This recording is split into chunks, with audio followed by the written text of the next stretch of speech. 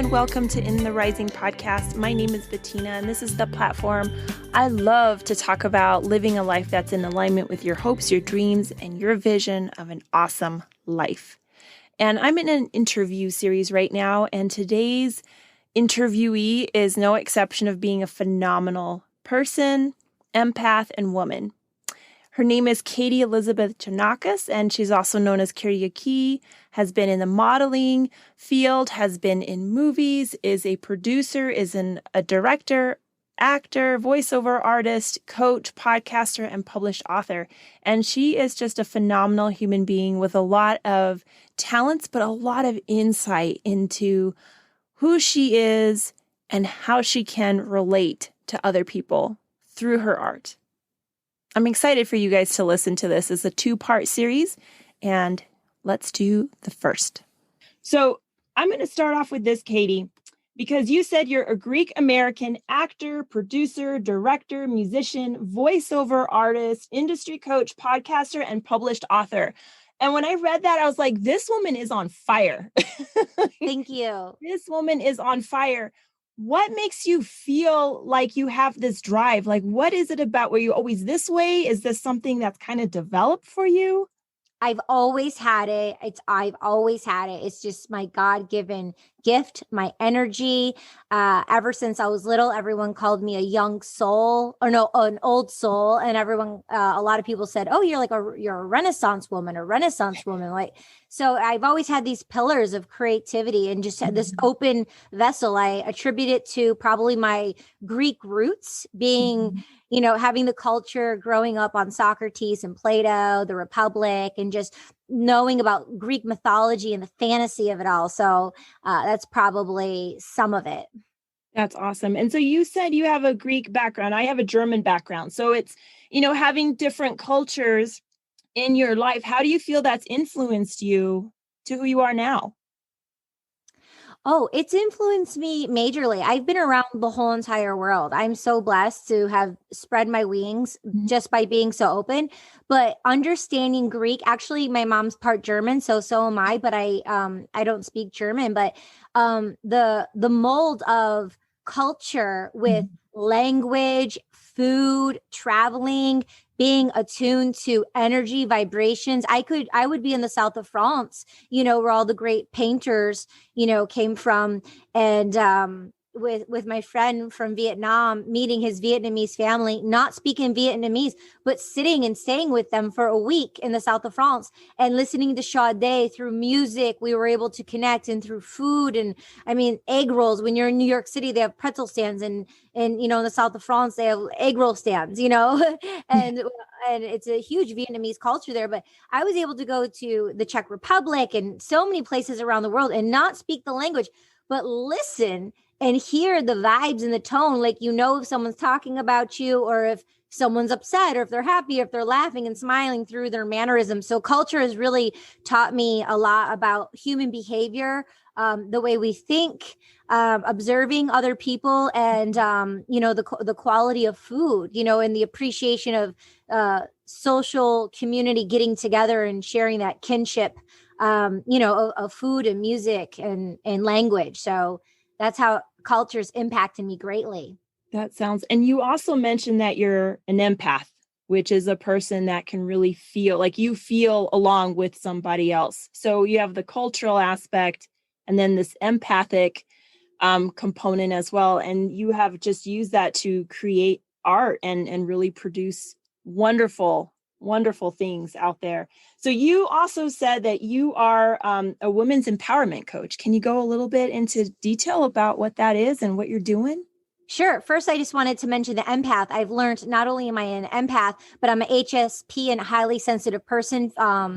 15 to 20% of the population are HSPs. I have SPS, which is sensory processing disorder, they call it, but I don't like to think of myself as a disorder. But I get overwhelmed by the the senses, the light, hearing, touch, feel, all those things. And then understanding my human design as well. I'm a projector. So on my journey of the empath, I've learned all those tools. And, so you and the listener can go and research those too. Also, I recently had Tom, who's the president of the Misophonia Institute, to understand misophonia, which I didn't understand, but it goes hand in hand with being an empath. So I definitely check that out. And that episode's amazing, and just the information on misophonia is really impactful, and that is in correlation to being an empath. But to diving into the question you just asked me, and being all over the place, what was that question again? So you also are a women's empowerment coach. Yes. Go into some detail and describe what that is. How'd you get started? Here you go. Okay, this is it in a nutshell. So I grew up with short-term, medium-term, and long-term goals. I grew up running cross country. And so I had this foresight. And so I always did everything Nike to win, just do it. So Grant Cardone created this 10X method, but before Grant Cardone, I can't say existed because he's older than I am, but he did this 10X method. I'm like, yo, like the thing he talks about, like his 10X method. I'm like, I have an 11X method. And so this is what I've done. So for my personal and for my professional, ever since I was a kid, like I said, before I knew Grant Cardone, I always did 11 things for my personal and 11 things for my professional. So on a hard day, if I'm like, yo, I'm sending out 11 emails, I'm like, that's on a hard day. That's for my professional. However, for an 11X method, if you're having a good day, one of your 11X, one of the things on the 11X method could be I sent out X amount of emails and then do 10 other things on that list for your professional, and then also do it for your personal. So for personal, that can be Epsom salt bath. You had some minerals to replenish your body. You put on essential oils. You listen to Esther Hicks. You listen to Caroline Mice. You downloaded Overdrive. We can listen to up to 30 audiobooks per month, every single month for free. She has over 10 books on there, and it's her voice, and her voice is angelic. So listening to A Mystic Intuitive, Caroline Mice, MYSS, listening to the leading neuroscientist, Dr. Joe Dispenza, like what he's been saying in science for over 2 decades now, like a lot of people are saying now, Dr. Greg Braden. So those are my personal things that I do for my 11X method. But even if it's streaming 11 episodes and I'm vegging out, but not only am I rotating and I'm doing that for my personal health, but also that I'm getting those dopamine hits in my entertainment to make me feel good. If I'm doing it alone, isolated because I need solitude, but I'm still connected to something that's entertaining, or if I'm doing it with someone, it's like, hey, but also because I'm an artist, I'm looking at the director, the producer, like I'm looking at the coloring, I'm looking at the tone of the show, I'm watching the actor. So for me, I think they just all go hand in hand. But when you're replenishing your personal, it's fueling your entrepreneurial skills. I like how you have it like in 2 different columns, but you're not, so it inherently has balance in that, because that's what it always is. We always hear we're trying to be in a balanced state, and it's not about being, it's an action. You have to focus on being balanced, and that you're doing your professional and you're doing your personal, but you're also recognizing, is this a good day or bad day? Do I have the full energy or do I not? To be aware, self-aware.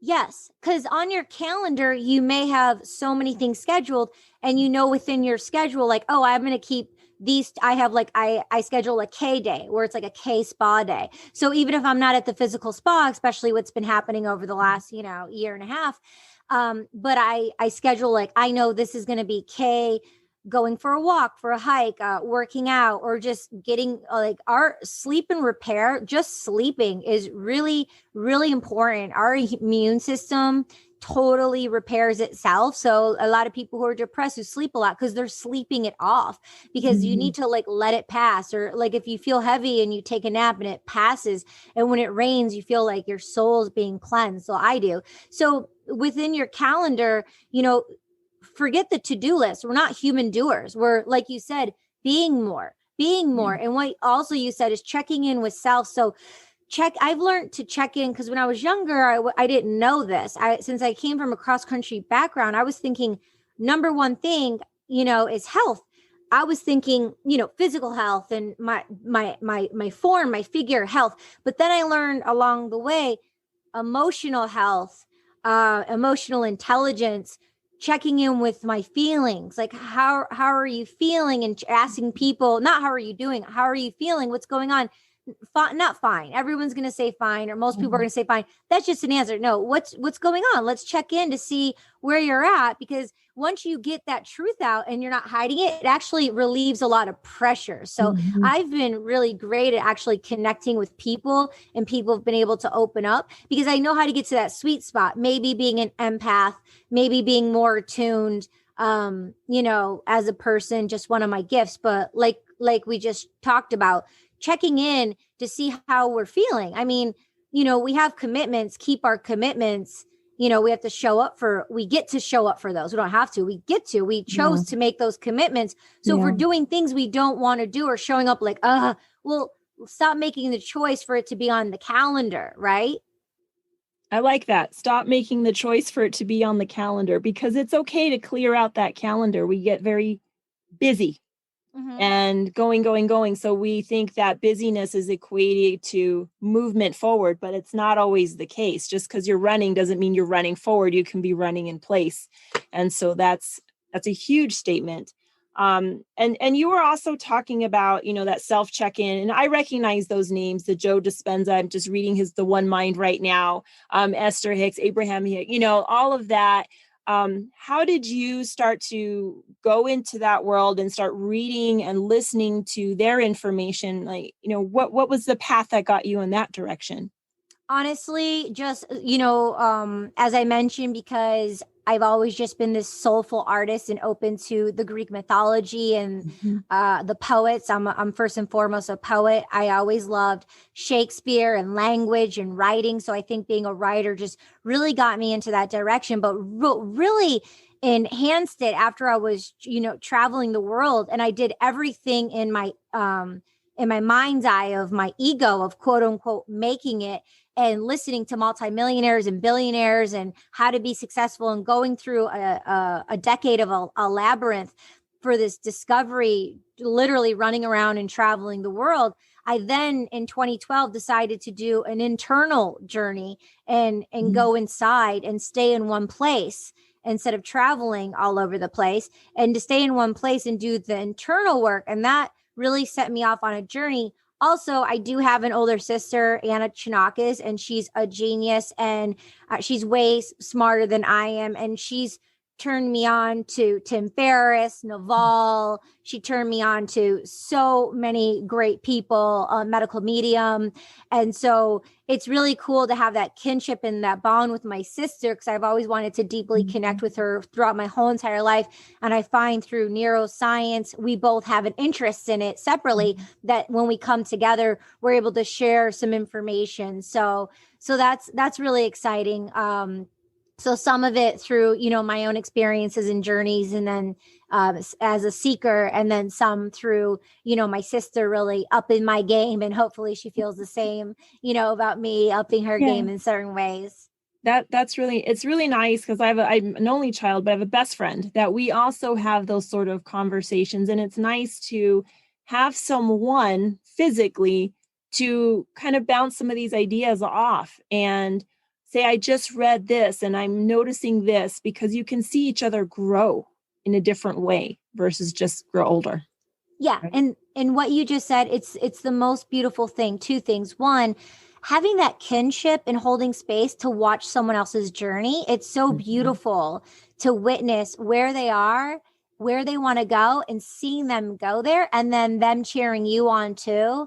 I have a girlfriend, Alessandra Levy. We met because of my sister. She did a yoga teacher training, 18 gorgeous, amazing, independent girls, went to Nicaragua, on a yoga retreat for 10 days. And I met Alessandra Levy, and we met. She was on East Coast. I was on West Coast. And I brought to her attention, hey, I learned about masterminding. Let's mastermind. So we held each other accountable for like 3 to 5 years on and off. And we had weekly masterminds, and we did what we just talked about. But the second thing, also having that kinship with the divine femininity, and to empower us as women and the stuff we're talking about, being empaths and being attuned to the psychological behaviors and paying attention to what someone isn't saying, what we're not saying. Yeah. So basically that reading between the lines and kind of feeling between the shoulders with what their heart is or is not opening up to in their words. So the body language and all of that. And so it is important as you're going through your own journey, because we tend to not, even if we need that solitude to revamp, we journey with other people around us. And so we do have to be able to be aware of the room, be aware of feelings. And so a lot of what you mentioned really helps open that up. And so I like that inner journey. I like that. Yeah, my very good friend Matthew from South Africa, who's living in Bali, taught me years ago, maybe in 2006 or maybe 2004. He taught me the five rule, the top five, the five rule, that whoever is on your top five, male and female, that multitudes the 9 billion people in the world of how we interact with the male and female energies and what we allow. So always, being aware and checking in, who's my top five, right? And one time I had to kick someone off of my top five, although they were making me $30,000 to $60,000 per year as one of my revenue streams for modeling. It was and I knew this person for over 10 years, but it was a toxic relationship. And we go so fast. So it's like, oh, just take the money and run, turn a blind eye, take the money and run, turn a blind eye. But because the holidays came and I went into solitude and I had 8 days to spend with myself and we were unhooked, because I didn't book out, I was still booked in. And this person called me the next day after Christmas, like during the holiday, drunk, like out of this person's mind. And I had to look at myself and I had to look at my character. And I said, you know what? I've been turning a blind eye, but how am I developing? How am I growing as a human being, as my character, for my divine femininity with my female relationships? I'm like, my mother doesn't speak to me this way. My sister doesn't speak to me this way. My girlfriends don't speak to me this way. How can I allow someone? I'm not going to allow this. I had to muster up the courage to say, I'm not going to allow this. I had to dismantle the relationship, completely cut it off. I worked with the agency for about 6 more months, not conversing with her. And I had to remove that toxic energy out of my life on a psychological level. It took a long time, but on a level of aura and energy that we can't see, it had to remove that to create a space. And if you look at it as a white canvas, it creates a space for an open, clear, white, clean space, so a new energy could come in, a higher energy of something that I wanted to allow and to uplift my self-worth, myself, my being, enrich my life and my lifestyle. And by allowing this, I knew, and I had a conversation with Source, with God. I said, I am going to take a hit and I am going to lose out on $30,000 to $60,000 over the next year. Actually, it went a little longer than that. But in my mind, I'm like, I'm going to set myself back up I'm going to set myself back for about a year. And I'm okay with that because that's going to set me up for the rest of my life. Instead of running around a whole year to 30 to 60 jobs, I'm going to be able to show up to one job and get paid that in one job because I'm upping my own self-worth and taking a risk and betting on myself to remove myself from this toxic relationship. And I love that person and I care for that person. That person's amazing. And it was like an arc. I learned, I grew, and then I saw it devolve like a TV show. You're either going an arc of a character. It's always going up or it's going down. And so I hope this person's doing great. I did my best to support this person. And lastly, I found out this important message and this important life lesson I really saw and learned. No matter how much you want to save someone, no matter how much you do, all the tools I told you, think about years more. I told this person, we can't save anyone, only ourselves. And I had to psychologically forgive and unhook from thinking I could save her, and then writing her and sending her a beautiful letter in the mail with my heart and soul. And that's where I ended it and held the space, but the person's in my heart. I love this person. And I heard it's a saying from someone else that sometimes someone can have a place in your heart, but that does not mean they have a place in your life, because they're not, they're either in your ship helping steer you forward, or they're maybe digging holes, and letting water in. And so there's a lot of courage in that. And it's also fear, but to face that fear and to have that courage to say, no, I'm going to do this for my life. This year may or may not look, and the immediate is not always nice and fun, but the greater help is definitely worth it. So I've learned that lesson myself, sadly, many, many times, but I'm really proud of your courage of having that lesson so young, because you're noticing that you do need that space to be clear, happy energy around you, because if it's not bringing you up, it's going to bring you down. Yeah, well, the fear part you mentioned that comes in because we talked about the third chakra, which is the solar plex and the empowerment and the divine femininity of connection. But what the choice of unhooking and not doing it sooner was the fear of the root chakra of security, the base, and the money, right? Which and so for a lot of people, 1000%, that really holds us back and keeps us psychologically and emotionally connected to things we don't want to be connected to. But it's like dragging someone by their feet on a muddy football field back and forth. And I mean, that's even worse than staying in it. It's even worse. It's exhausting, and then you cannot move forward because you're so tired. You literally depleted. Yeah. And you said this, I was listening, that you can really only save yourself, and you can offer love to other people, but really only save yourself. Do you feel like this was that first instance where you noticed that this is where you had to put Katie first and to save your area? Or was this kind of like when you finally moved forward in that? It's happened many times before. This was, an interesting path because this was a divine feminine woman for over a decade that was in my life. However, I have felt and seen it before. And ever since I was young, my mom was always like, put Katie first, put Katie first. And I always had a really difficult time putting myself first because one of my love languages is service, active service. And so I guess one of my lifelong journeys is the realization of being in service, but then also making sure my cup is full and not feeling the guilt from taking care of myself, because I did go along a journey where I was, like I said, when I was much younger and I like had a knowing and I knew it all. And then I was filling myself up. But then when I was like going around traveling, somewhere along the way, something bit me, and I was like not allowing myself to accept and receive certain things, thinking I was being, quote unquote, to this person manipulative, or they had their own limitations and they try to project their stuff onto me. And since this person was close to me, I believed them. And when I believed them, I went on this journey, and I was like, oh, okay, God bless me. My cup has been so full since I'm so full right now. I give to others, but now I'm giving to others. And then I stopped giving to myself, but I kept giving to others. And I did this for a long time.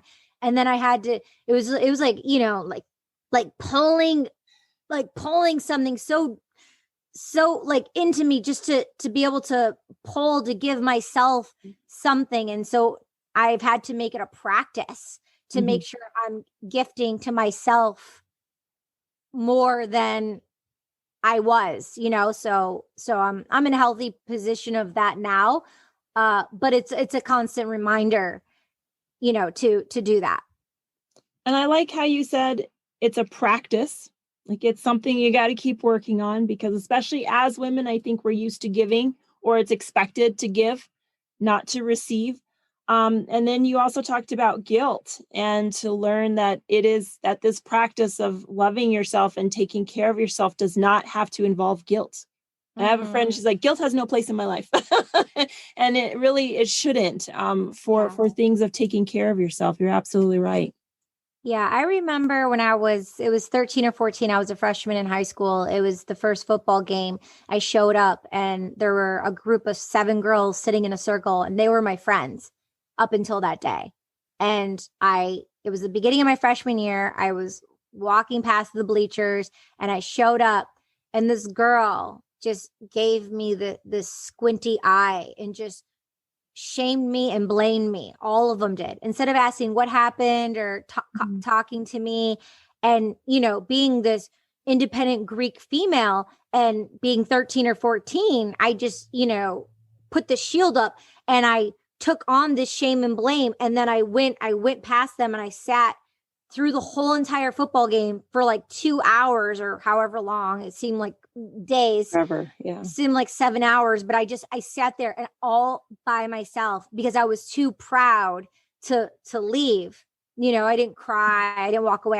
I put up the shield and I sat there the whole entire time and I was frozen. And I was numb and I took on this shame and this blame and this guilt. And I learned in that moment to take that on and I carried it with me.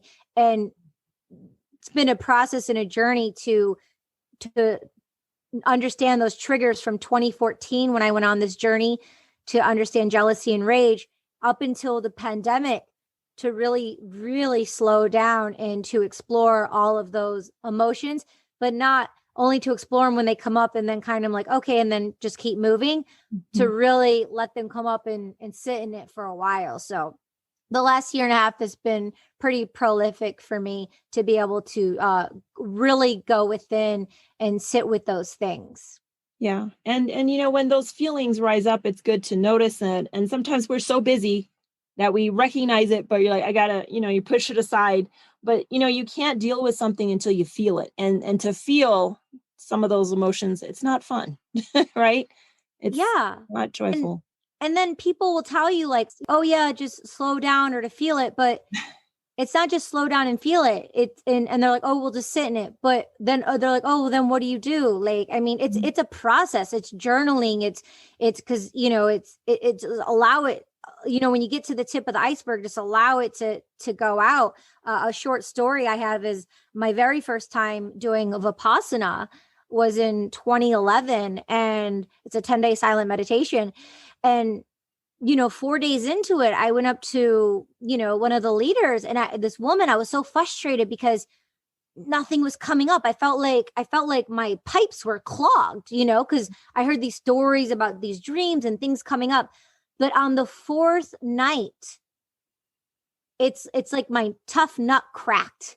And I was because when you're doing a 10-day silent meditation, you're not speaking through your thyroid, your throat chakra, and you're not having the TV and the noise and the reading of the books and talking to people, and you're just so still and so silent. I was having visual memories from when I was 8 years old as they were playing real time. Like I was in the moment of when I was 8. That's how specific and vivid everything was. Viscerally, sensorially, the language, everything. It was, and then from that night on, I was having all these dreams, and I was like, I was on a mission to get everyone to be doing Vipassana because I was like, if you're not going to do it for your human being, for yourself, like do it for your actor. If you're an artist, like do it for your artist because you learn so much. And sometimes as humans, they don't want to, or they can't, or they don't know how to do it for themselves, but they'll do it for like your sister or your friend or someone else. So I'm like, if you can't do it for yourself for some reason, do it for your artist. So we definitely covered a lot of ground in this first episode, from 11xing your life to looking at what can you make a professional difference and a personal difference, making that today and tomorrow, making those little changes and opening up your whole world, even into, I think it's Vipassana, which I've talked about with some other people who've done, and it's really a phenomenal experience from what I've heard. And now it's something I've wanted to do. But what is really nice about my time with Katie is just to hear the introspection, to really understand who you are, and through who you are, do the things that you love, because then all of you comes out. We hear all the time, be your authentic self, but if you don't know you, then you're not really that authentic, huh? That's a lesson I am myself learning. So if this part 1 is something that you enjoy listening to and feel like this would benefit someone that you know, go ahead and leave it a 5-star review, share it with them. It does so much for the podcast and also to raise awareness. Put this in the ears and the hands of people that it can make a difference for. And until next time, let's keep building one another up.